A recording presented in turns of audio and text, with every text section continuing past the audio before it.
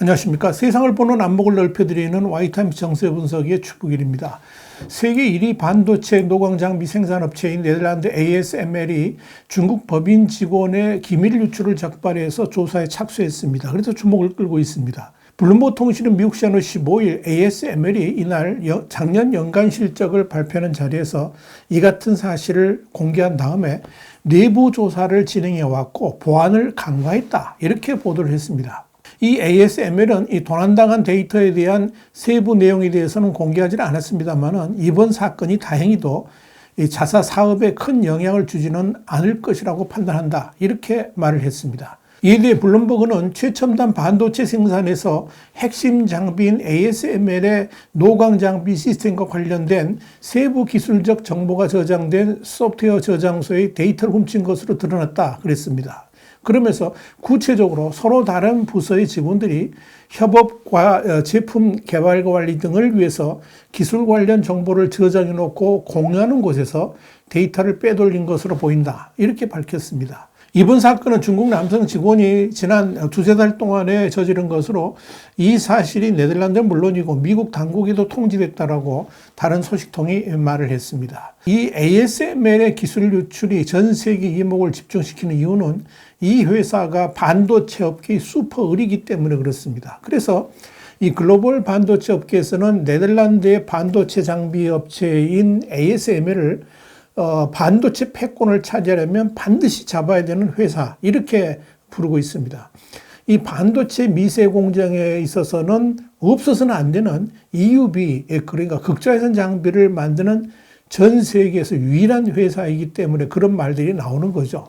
특히 이 ASML은 반도체 산업에서 5나노 이하, 그러니까 1나노는 10억분의 1m인데 5나노 이하의 미세 공정이 점차 중요해지는 시점에서 몸값은 치솟고 있죠. 그래서 이 ASML이 어디에 장비를 공급하느냐에 따라서 앞으로의 반도체 산업의 패권이 결정된다, 이런 말이 나올 정도로 세계적인 주목을 받고 있습니다.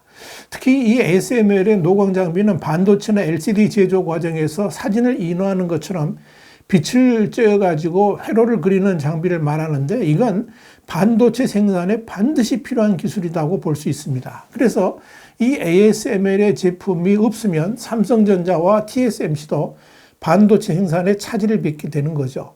자, 그런데 미국의 대중국 첨단 기술 통제 조치가 한층 강화되면서 이 네덜란드의 ASML도 결국 미국의 제재에 동참하기로 했습니다.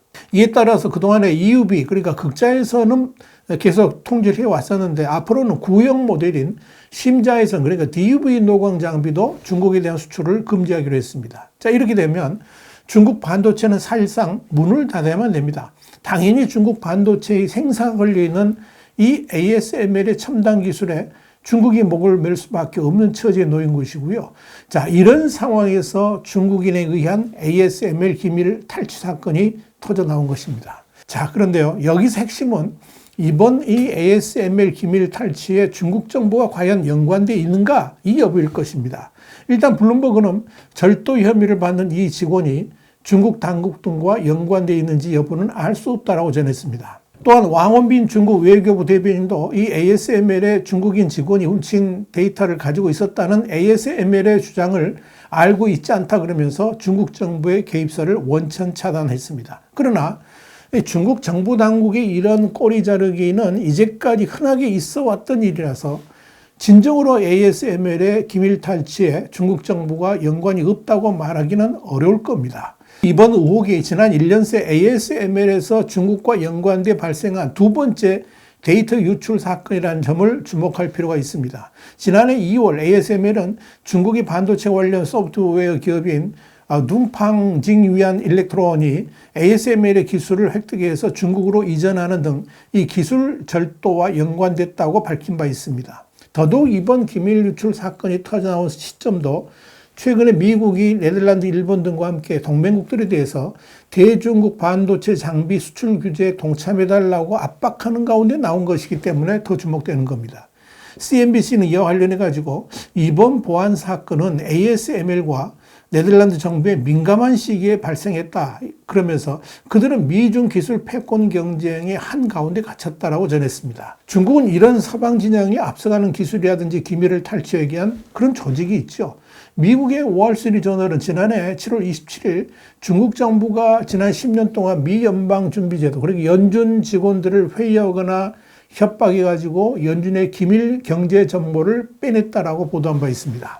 중국은 지난 2008년부터 이 선진 기술 흡수를 위해서 해외 우수 과학자 1000명을 지원하는 천인교획 사업을 시작했는데 이 중국은 천인교획을 활용해가지고 연준 직원에게 접근해가지고 민감한 정보를 요구하고 대신 중국 대학 및 연구기관의 일자리라든지 이 연구지원금 등을 약속한 것으로 알려졌습니다. 여기에 대해서 중국 정부는 당연히 해당 주장이 사실무근이라고 부인을 했습니다. 그런데 이 중국 정부 당국이 의한 미국에서의 기밀 유출은 이미 너무 광범위하게 퍼져 있습니다. 이 크리스토퍼 레이 미 FBI 국장이 지난해 4월 24일 방첩 활동 차원에서 최대 위협은 중국과 중국 공산당이라고 그러면서 중국은 미국의 통상기술, 지식재산권 등 경제 모든 영역을 목표로 하고 있다고 밝힌 바 있습니다. 레이 국장은 이에 대응해서 12시간마다 중국에 대한 방첩 수사를 개시할 정도로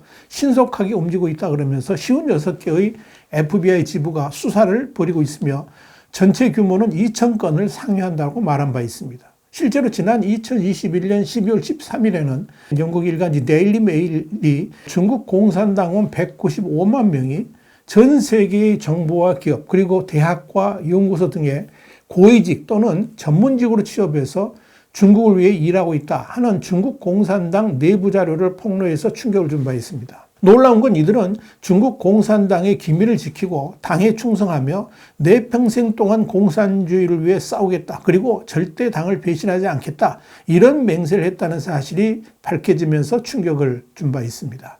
이렇게 기술이 서방 진영에 비해서 뒤떨어진 중국은 기술과 기밀 탈취를 통해서 만회하려고 하고 있는 겁니다. 어쩌면 이 중국에 있어서 제1의 과학기술 정책은 해외로부터의 기밀 탈취일지도 모르겠습니다. 자, 이런 측면에서 이번에 유출된 정보가 EUV 관련 데이터일 경우에 미국의 압박으로 중국이 접근하지 못하고 있는 이 EUV 관련 기술이 중국으로 흘러 들어갔을 가능성도 있을 것으로 보입니다. 당연히 중국 정부가 개입된 기밀 탈취일 것으로 판단된다 하는 그런 의미입니다. 이 중국이 이렇게 무리를 해서라도 기밀 탈취에 나서는 것은 미국과의 기술 패권 전쟁에서 나날이 밀리고 있기 때문에 그렇습니다. 불과 1, 2년 전만 하더라도 AI 전쟁에서 중국이 미국을 압도할 것이라고 예상을 했습니다. 중국이 아무런 법적 제한 없이 워낙 많은 데이터를 보유하고 있는 데다가 국가 시책으로 전폭 지원을 받고 있기 때문에 그랬던 겁니다. 그러나 최근 들어서 중국의 과학자들 사이에서는 수심이 가득합니다. 첨단 반도체 기술의 결집이라고 할 수 있는 AI 시장에서 미국이 완전히 뒤지고 있다는 사실이 점차 드러나고 있기 때문에 그런 겁니다. 인지형 AI 시대는 중국이 앞섰을지 모르겠지만 미국이 열어가고 있는 창조형 AI 시대에서는 이 중국과의 벽이 느껴지고 있다는 겁니다. 중국이 화들짝 놀라고 있는 것은 미국이 지난해 11월 출시했던 챗GPT인데요. 사람처럼 문장을 창작하는 AI 채팅봇 때문에 그런 거죠. 그런데 중국은 이런 창조형 AI 시대로 나아가기 위해서는 크게 몇 가지 장벽이 존재합니다. 그 첫 번째가 뭐냐면 미국의 대중국 반도체 제재입니다. 미국은 중국이 AI 훈련에 필요한 전용 반도체, 그러니까 이걸 엔비디아 A100인데요. 이 엔비디아 A100 조달을 막고 있습니다. 기본적으로 창조형 AI로 가기 위한 하드웨어 자체가 문제가 되고 있다는 거죠. 또 있습니다. 미국과 중국의 기본적인 기술의 한계가 저변에 깔려 있습니다. 그러니까 미국은 AI로 나아가기 위한 기초적이고도 기본적 기술 개발에 몰두를 했습니다만 중국은 당장 상업적으로 활용 가능한 응용 기술에 집중을 했습니다. 자, 중요한 것은 기초 기술이 없는 응용 기술은 한순간에 무너질 수밖에 없겠지요. 근데 중국이 그렇게 응용 기술에만 몰두를 했던 것은 당연히 미국의 기초 기술을 언제든지 활용할 수 있을 것이라 단정했기 때문에 그렇습니다. 그런데 미국의 대중국 제재는 모든 꿈을 다 앗아가 버린 겁니다. 두 번째는 중국에 창조적 자유가 없다는 것이 원초적 한계로 다가옵니다. 챗 GPT 같은 창조형 AI는 당연히 자유라는 기본 가치가 핵심입니다. 그런데 중국은 그런 자유가 없습니다. 대신 중국 정부의 강도 높은 검열이 그 자리를 대신합니다. 그렇다면 중국의 창조적 AI는 결코 미국을 따라잡을 수가 없다는 결론이 나옵니다.